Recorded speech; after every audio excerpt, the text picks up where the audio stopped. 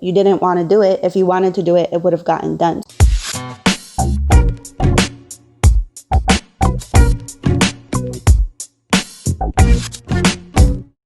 Hey, my name is Brie Sodano. I'm a personal finance expert and the founder of From Sheep to Shark and sharkschool.online, where you can go for all of your financial education needs. The fears that stop us from actually getting things done. So in my practice, oftentimes I'm working with clients and they will give me reasons why they did not get their work done.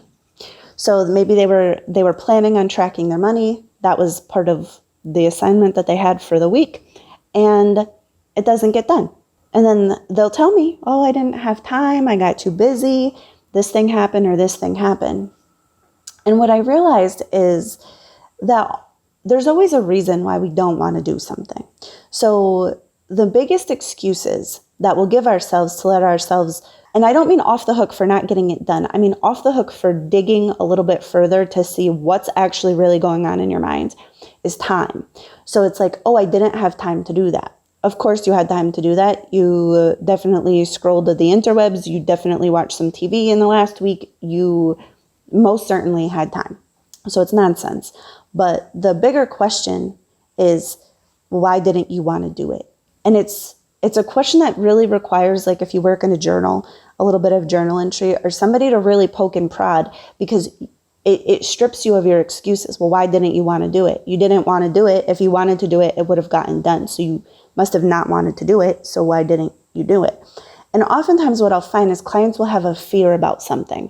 So they're nervous that, you know, if we're talking about tracking transactions, that they're going to have to give up, they're going to have to make sacrifices in their finances, that they're going to have to change things that's scary to them, that sometimes it's even deeper than that. Like, well, if I had my stuff under control, then maybe I'm going to lose the support from my family, or maybe I'm going to get sick. Because sometimes we have ideas around money that were put there by the version of ourselves when we were kids, like literally children.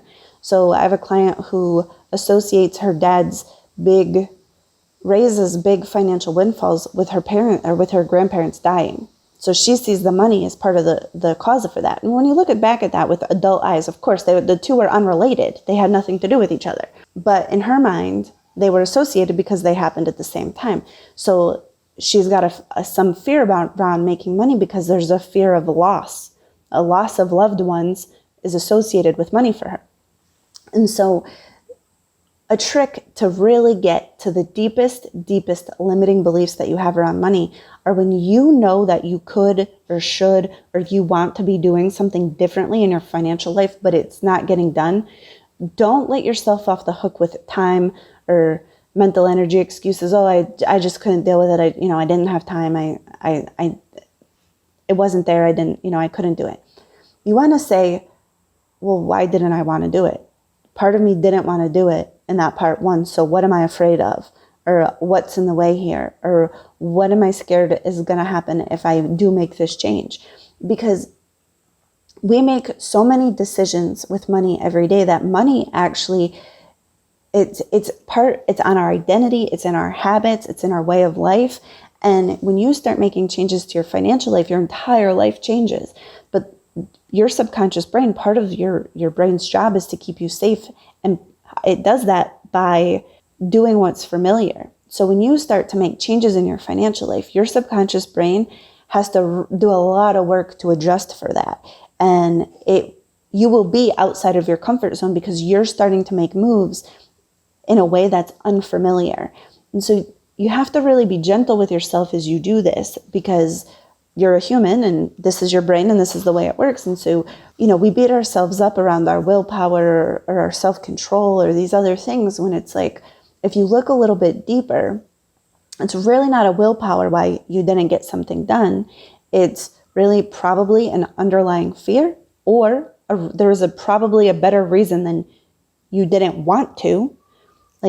Like this part of your brain, your conscious part of your brain was like, yes, I should track my money. So I know exactly where it goes. We can have a spreadsheet. I love spreadsheets. We can make plans for the future.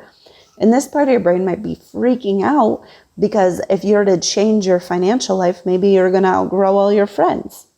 When you start to understand how the two different parts of your brain work, you can start to break down these excuses and really start to expand that comfort zone so that way you can have the life that you really desire.